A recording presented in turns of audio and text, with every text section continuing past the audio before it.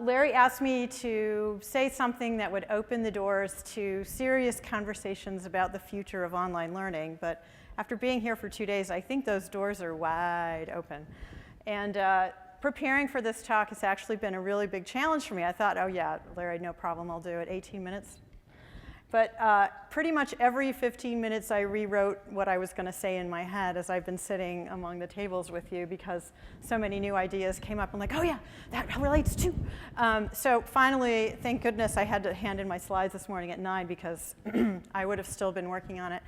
And so this is something, I look at it a little bit like speed dating, because my museums, although I have a few wonderful colleagues in the audience, we're definitely in the minority, but we want to be more active in your thinking, your NMC thinking, your academic thinking, your library thinking about the future of online learning.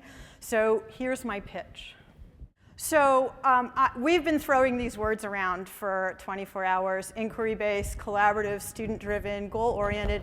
These are all things we think are going to be happening more and more in learning. And it probably isn't going to be news to you for me to say that these are things that have been happening in museums for a long time. And when we think about inquiry-based and collaborative, sometimes the model of simulation was talked about today, or game design, things that are very highly structured. And I think that's true. I mean, I will never forget how thirsty my fifth grader was that needed to know Middle Eastern geography because she had to feed her camel in the simulation of the Silk Trade route. And that we really, together, we learned a lot about Middle Eastern geography. And yeah, where would you feed a camel on the way to Istanbul? But, you know, and I think there's been a lot of conversation even among us in this time about going to the extreme of game design and having really constrictions about goal orientation and steps to follow so that you reach that goal. And we all know we've been there. In fact, I don't know how many of you know this, but there's this fact that keeps, not fact, but story that keeps buzzing around my head, that the highest predictor for success as a surgeon in medical school, does anyone know what it is? How long they've spent as an adolescent playing video games. I find that fascinating. Not just because of, I mean, I think the obvious hand-eye skill, eye-joystick coordination, but the fact that surgery in and of itself is kind of like the ultimate goal-oriented activity.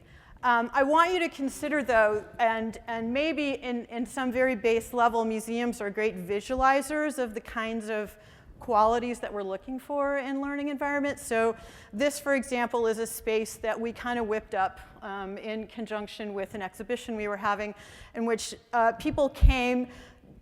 Nobody knew each other pretty much, but they came around a need to know how to make a print in using digital technology. So in the back corner over here, we had printers and scanners and monitors and Photoshop and all this stuff laid out. And we had facilitators who knew how to use the equipment. And back here, we had a library of books that had special kinds of images in them that were good for scanning and copying and whatever. And people would just come and make art. There was no single goal. It wasn't as structured like a video game. It wasn't even a simulation. But everyone had their own objective, which was to be more knowledgeable about how you make a print in the 21st century. It's also affected the way we teach. Some of these words have come up in our discussions. You got to be flexible when you teach in the 21st century. You don't know if you're going to be teaching online or on site. You may be teaching to people in India or around the corner. You might have to be differentiated in the way that you teach. You might have to teach someone with different intelligence. You might have to sing to them, or as opposed, you might have to make the other person do things with their hands in order to get the point across. Multimodal teaching is something that museums do internally very well all the time. That's one of our hallmarks of how we teach. And most importantly, we need to be empathetic about where people are coming from. They may not be speaking a language that we speak. We might have to find other ways of communicating with them. Empathetic about where they're coming from in life, what they want to get out of a museum experience. This classroom I came upon in Helsinki, Finland. Marty was telling me a little bit more about it. It was built by a competition for students, architecture students, to design the new classroom, a 21st century classroom. And it's an open air classroom. It connected to museums. And the people who populated this, it was an active program all summer long. They came and different students from around the world were invited to speak about their ideas for sustainable urban development. And anyone could come and sit down and hear the students. You can imagine the mixture of languages they were dealing with. People were volunteering to translate who just happened to be in the audience when there were conflicts of understanding. And it was a really interesting thing to be part of. And I think in some ways it might serve as a kind of visualization of academia and museums working together. So something about 21st century technology that we know we don't want to carry from the 20th century, and some of you talked about this today, is that yes, the history of education and technology has not been a perfect match for a lot of different reasons. When I moved to Texas, the K through 12 teachers were furious over a centralized learning system in the late 80s, early 90s. Somebody tell me what it was. It started with a T. Which K through 12 teachers were being forced to shovel their content into these black and white CRT monitor delivery systems, which, you know, probably some of the tech companies in Texas had something to do with. But I think that the outcome, the positive outcome, because I'm an optimist, the positive outcome of that is that I believe Texas was the first state that every K through 12 teacher had an email address before some states even knew what email was. You know, that there's some value in that, right? But talking about the spaces that we want for the 21st century, technology's got to be easy. It has to be adaptive. It has to be transparent. It has to be supportive. And it's got to be done in a way that allows for creativity to flourish, right? So when we think about combining this technology on-site and online, we want to think about vehicles that will make that connectivity seamless, so that if you're learning in a classroom, you can go home and continue that learning in some way. And museums are also thinking about these transitions that when we're right now at MoMA, as I think absolutely every museum in this country is rethinking their audio guide, if they have one, an audio guide program. What can we do now with a smartphone technology that will extend the experience from the museum to home? So I'm hitting you hard with the case, but I just want to stop and reflect a second on your own experiences with museums, your own visits, your local museum. I come from a well-known museum, but there are many museums there that have different visualizations of what a new technological learning situation could be. And this one happens to come from very, very new, hot off the press, Art Institute of Chicago installation of Launchpad, which is very large, probably the largest installation of iPads in galleries in any one institution, brought to you by Scott Sayer, who's sitting here. What this allows you to do is explore that object in a way that we've all wanted to do for years. We've wanted to open up those drawers. We've wanted to look behind it. We've wanted to know what happens when we touch the thing on the top. And, you know, here we have that ability to do that right in front of the box, you know, without the very much encumbrance, in fact, almost no encumbrance of technology at all, which was always the stop, right? When we, the education technology people, would go, we have this great thing to do in the galleries, and the curators would say, not in front of my art object. Well, those days are over. They're over because technology is finally in a place where it's flexible, easy enough to use, and cheap enough that we can make it happen seamlessly. So I know some of you are fact mavens, so I just want to make sure that I'm teaching to all the intelligences. And I have another challenge. I have Marcia Semmel in the audience, who probably has better data on this than I do from the IMLS. This data comes from the American Alliance of Museums. So we have 17,000 museums just in the US. That's huge. Talk about big data. And they welcome 850 million visitors every year, also a huge number. But this was the number that really knocked my socks off. Museums invest more than $2 billion a year in education. And what that means is that they've got 90 million visits. each year from students and school groups, and that they provide 18 million instructional hours for teachers in professional development. Does that sound like an academic institution to you? Pretty close, right? I mean, we spend a lot of time thinking and doing education. I want to just focus now on 3 things that museums do really well that I think would complement things that universities do well. And then I'm going to follow that with 3 things that museums don't do so well that really need your help. So that's my speed dating approach now. So of course, what is the hallmark of museums? We have a lot of stuff. We have millions and millions and millions of objects. Not even all of them have a presence online, certainly not. But even the millions that do have a presence online are vast and differentiated and hard to find. We'll get into that a little bit later. But we have huge, big data sets of information about what is inside the museums. And museums are now, as I think was said earlier, much more comfortable with putting out this information. We're keen to get it out there. And the data exists in various formats, much of which is mineable and follows standards to a certain extent, not always.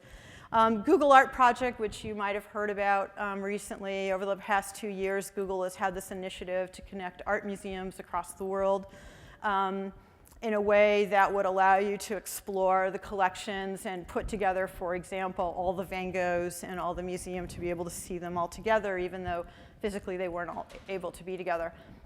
Fantastic goal. They're up to 17,000 records. Okay. 17,000 records is like, this big on the data field of possibilities for museum collection consolidation. And I think, museums are working hard and figuring out how they can really make that happen on a larger scale in a more meaningful way. More about that soon. I want to also just follow on that quickly by saying the experts in museums are also very eager to put their objects into action. They want their objects to have a life in the intellectual soup that we all live in. This is one of my favorite examples of how to do that from a museum point of view. If you haven't seen this site, please go visit it. It's a cooperation between the British Museum and the BBC, and it's a famous book. I'm sure you've all heard of it, or maybe you haven't, but 100 objects, the history of the world in 100 objects. But my favorite part is the online, which I'm sorry I can't show it to you, but check it out. It's a interactive interface. So as you move your cursor towards the middle of this swirling spiral of little thumbnails, the time comes at you, and you travel through the vortex of the circle as you go forward in time. And then you click on the little objects, and each object will connect you with networks of information that both the BBC and the British Museum have sort of developed together. And I just think it's a great visualization of the potential of what we could do if we could big data, if we could take that collection, whole cloth of every museum and sort of map it on to the world of big data. Now, I think that's what Larry was asking for. That's a moon shoot, right? That's a shoot for the moon. That's, but I think it's worth trying, and we'll see. We'll see. I think we may be able to solve that problem. The other thing that we, as educators in museum, think a lot about is the audience that comes to our museum. We have one of the highest attendance rates of any art museum. It's 3 million or so a year. I am always amazed at the kinds of statistics that we generate from the museum.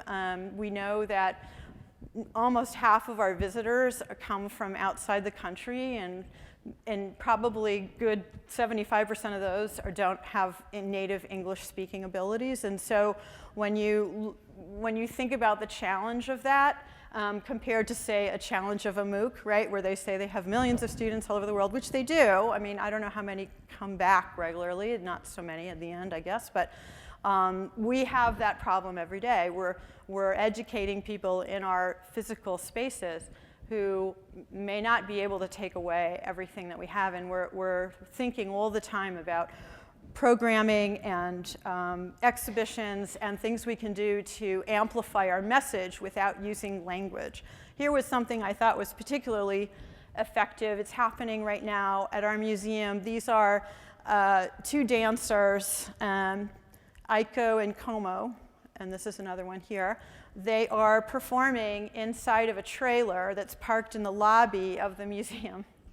The trailer is fitted out with organic material, looks kind of like the day after a nuclear event. And these doors have been covered in a kind of plaster, a white plaster, and their bodies are also covered in a white plaster. And this was in conjunction with an exhibition about art coming out of Japan right after World War II. So seeing these dancers moving in this very slow, contemplative way in a backdrop of things that look like it was after an explosion or something, immediately conveyed to you one of the major themes of the exhibition, which is what kind of art do you make when your country has suffered through something like Hiroshima? And these dancers don't talk, they don't sing, there's no music, it's just motion and it's stage. And you have to think about how interesting that is for a museum to bring that in as a kind of amplification of what of what you can do to bring an exhibition into a more educational environment. So they're learning about the emotional qualities of what it must have been like to live after an attack like Hiroshima, simply by, well, not simply, but in experiencing a dance performance like this. So this is one of the ways that we reach out online. We have a lot of different things that we do online at MoMA. I'm going to talk a lot about MoMA, but I want to emphasize that neither did I think of all these things. But Wendy Woon, who's in this audience, did inspire most of them and found funding for all of them.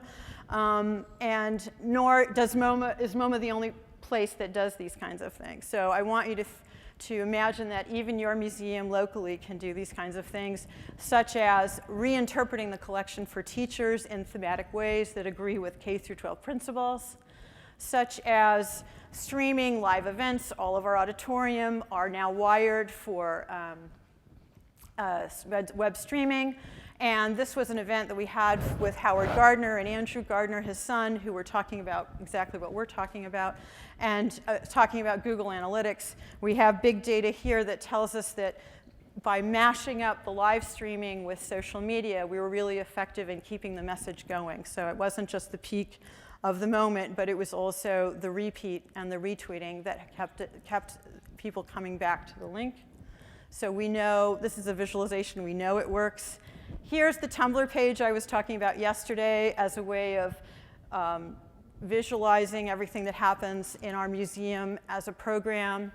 Here's what happens in our Facebook after students complete a course. They form groups, they talk to each other, they go to exhibits together, they visit MoMA together. These are all visualizations of the kind of informal learning that we have been talking about. So here are 3 challenges I put out to you. Museums need this. Every museum needs this. Reach out to your local museum and help them figure out how to turn their databases into knowledge structures that would work with your academic goals. This is just one example. It's a page from our MoMA Multimedia Archive. We have thousands and thousands of hours of events and artist speaking and interviews, and it's not great metadata, but it's really fantastic primary source material. It would be great to find a way of using that and supporting what you're doing in your universities. The thing about technology in the galleries is that it looks great when you install it, but the next day and the next year and the 3 years after that, it's looking a little bit like a technology graveyard. This is at the Hermitage Museum, done a few years ago by IBM. We love our corporate sponsors. I couldn't do anything in online courses without my support from Volkswagen, my private foundation. My salary is funded by a foundation. We really need these long-term partnerships, but we need to think differently, and we need to really be forward-thinking about the partnership not just being about an installation, but about a participation that happens over a long period of time. And ending with this slide, this is a model of the Biomuseo, which is at the very point that connects North and South America in the, I don't know, is it the Pacific or the Atlantic Ocean? I'm not sure. What Frank Gehry designed here is an open-air museum, has no collection. The topic of this museum is sustainability and biodiversity, and they have enjoined with the many research institutions that are focused in that area of Panama and Costa Rica. You know that this is one of the most biodiverse areas in the world. And they look at this as an amplification of the work that's going on there. So what you do when you walk through the Biomuseo is really you walk through experiences of explanations, visualizations of science and biology and sustainability. The whole building is sustainable. Those crazily colored and interlocking shapes actually lead water down into catchment basements, so they have a water recycling system built into the museum. So this is a new vision for museums, but also one of the first examples of a museum I've seen which is really designed for the world. They are going to be transmitting and receiving signals with and from the world, and not so much about stuff inside. It's about thinking inside. So, did that spark anyone's creativity about working with museums? Raise your hand if you think differently about museums being part of the future of online learning, or yay. Okay, did my job, Larry.